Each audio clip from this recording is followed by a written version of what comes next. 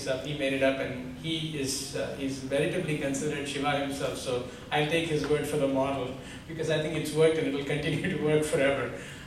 So there's something called self, and for lack of a better word, for lack of a better description, I'll call it something that is absolute, something that doesn't undergo any transformation with time, with space, and is beyond any affectation of time and space, right? So things start off at that level. So I'll jog your memory back to your either IIT or Bangalore University or Delhi University textbooks. Halliday and Resnick can tell you that it is beyond Newtonian and beyond quantum mechanics. So it's something that has no time or no space component in it, okay? Please tap the iPad again, Prasad, sorry. Okay, next. So we call that subtle matters. That's something that is very subtle, and I'll give you an example. Today, when I say subtle, when you feel love, when you feel like picking up your baby or your child, that is a subtle expression. All the feelings that you have that have to do with the independence, the swatantarya of the country, that is subtle, right? It is not gross. When Gandhiji wanted to free a country, that came from a very, very, very, very subtle place in his psyche. Yeah, he did not, there was no, the subtle feeling of freedom, that notion of wanting to be non-fettered, comes from a very subtle place. So I call that subtle matter. Okay, build this slide one more time, please. So there is something called intent, right? I mean, we all have intent. There is conscious intent and there is unconscious intent. The very fact that you are in this frame surrounded by over 1800 nadis or nerve currents in your body. You have your sense organs, you have your hair, you have your touch, you have your smell, sight, you have your ingestion and evacuation functions. All those, you are here because you intended to be here, because you want to express. If you were just subtle, if you were beyond thought, and if you were just pure energy and you didn't want to express, you all wouldn't be sitting here, okay? So we are all energetic people that want to express, or energetic organisms that need to express. So the first intent of expression is what causes you to be a human being or a sentient, sensing and reacting creature, okay? Next, please.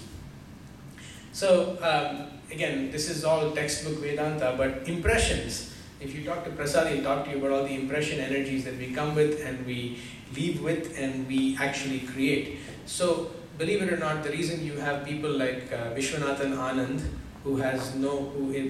by the time he was 30 became Grandmaster multiple times, or 40 became Grandmaster multiple times, or you have people like Ludwig van Beethoven, or you have people like M.S. Subbulakshmi, or you have people like Amitabh Bachchan, and they have great amount of very, very specific talent that gets promulgated and that gets showcased by this large material world, is because they come from deep impressions in their past, okay? There is some level of pre-biasing and initial conditions that have gone into their intent, and that consists of certain impressions that they've had as they've traversed this everlasting absoluteness that exists in consciousness. Okay, we're still talking about subtle stuff. Go ahead, next. So then I come to initial conditions. All of you understand, Newton's laws. All of you understand how to write programs. All of you do declarations at the beginning of a large piece of C code. So essentially, how are you initialized? Are you going to be 5 feet tall, 6 feet tall? Are you going to be 8 feet tall and a basketball player? Are you going to be like Kanchana and make sure that your parents essentially become your servants, right? I mean, it all depends on your initial conditions and what you're born with, right? So those initial conditions, along with the impressions, drive intent and make you who you are at the most subtle level. So if you go back home and if you think about it, actually, Prasad gave me a bunch of books on this person called Nisargadatta Maharaj, very, very preeminent, real Vedantic, living Vedantic scholar, right? And he talks about, remember your childhood. So talks about your initial conditions and your intent and your impressions. Go back to your childhood and it will really make you gravitate towards a very subtle part of your personality. So keep that in mind as we unfold you as a person, okay? Next. Then you go through these beautiful transformations, time, space, and mass. This is all Einsteinian, quantum, once we get into time, space, you're in the realm of what we call the gunas. So there is the three gunas, which are sattva, rajas, and tamas, which are essentially are metricized to take subtle matter and manifest it in all of us. Okay, so these are time, space, mass crystallizations of your very, very, very subtle energies and your subtle part of your personality. Okay, next. So you go through time, space, and mass, and intent, impressions, and initial conditions result in emotions, which is why I get really angry and I get really fidgety when I see a whole bunch of dishes lying around in the sink. And that anger and that emotion associated with that is because of the fundamental subtle matter being churned into time space and making a bunch of emotions come alive. Okay, next. And of course, what does that make me do? That makes me either react violently, either makes me react non-linearly, makes me react poorly, or in some cases, if I'm a great musician and the music has been playing in my head, it makes me become a Beethoven, makes me write beautiful compositions even if I can't hear, right? So all of this acts through some physical mechanism to impinge and create the notion of the world, right? Next, please. So we next move to the gross matter. What is gross matter? Gross matter is things like, well, I just invented the new transistor. Right? What have you really done? You've actually used intent, impression, emotion, initial conditions. Next, one more. And rationale. What is rationale? It's basically stuff that you learn when you're in school. When you're a kid, they think you don't have rationale, but you really have a lot of rationale, because the way you extract and the way you exist and the way you grow and thrive is the most deep rationale. If you look at most of the neuroscience that is being developed today, all of it goes back to what's called the science in the crib. There's multiple books written about it, multiple papers. So the ability for you to really, I call rationale a derived emotion, but a lot of the seeds of rationale exist for your survival and for you to thrive, right?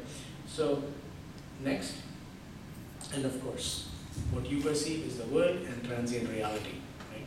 And none of what I say here is in any way construed to be philosophical. It's actually all true. And when Shankara, he was the greatest personality scientist. He was the greatest man who was able to cast reality and subtlety and really drive the relationship between both those pieces. Before him, there was only one other Jagadguru, who was Bhagavan Sri Krishna, who essentially taught all this in the Bhagavad Gita. So if you look at the subtle personalities of what we call Godhead, they are all represented in human beings that have traversed our time-space continuum and have given us pockets of time-space where we can look through them at the infinite, right? So now you've got all the pieces. Bill, one more time, please. So now there's something that I call energy flow. Most of the energy today, when you see something, there is an instant recognition. When you recognize, when something affects you, whether you hear good music, if you hear Santur, versus if you hear somebody playing a big, Lady Gaga dance song, versus somebody playing Nagada, right? There is a bunch of sensory input that creates impressions going towards the most subtle part of your personality, okay? Now, when it comes to leadership, or when it comes to affecting people, when it comes to you affecting people or affecting change, the affected, not the effective, the affected, you are trying to make an effect on your external world. The affective energy flow has to come from the most subtle part of your personality. So, if I want to galvanize a set of people, if I want to take Kanchana and if I want to get her to come to Geet Pro this afternoon, if I were to say to her, Kanchana, get in the car now, if you don't do this, I'm going to leave you here, right? That doesn't work as well as if I say, Kanchana, I really love you, I want you to be with me, and I want you to say 3 slokams with me. Right? I'm sure you've done this with your kids, because ultimately, the most subtle and effective way of affecting a change at the end gross physical level, because everybody is sentient. You are sentient, I am sentient. We all of us are emotionally and rational driven people with some notion of intent, right? So the only way to connect with all of us is to first, in our minds, plant the seed of how do I intentionalize and galvanize people to become one with me. So when you talk about leadership, it's not about talking about, wow, let's come up with the management school techniques of figuring out what is the transfer function and the process to lead a large organization. It's about how do you establish a connection with the world around you, okay? And to establish that connection involves you operating to begin with at a very, very, very subtle level, closest to your impersonal, unchangeable self. Because that is the only thing common to all of us. Everything else is not common. I'm going to stop here. Any questions on this? Anything that I have said that is inconsistent with, or have I not covered anything in a consistent way? Because this kind of sets the whole tone for what we're going to do today. Yeah?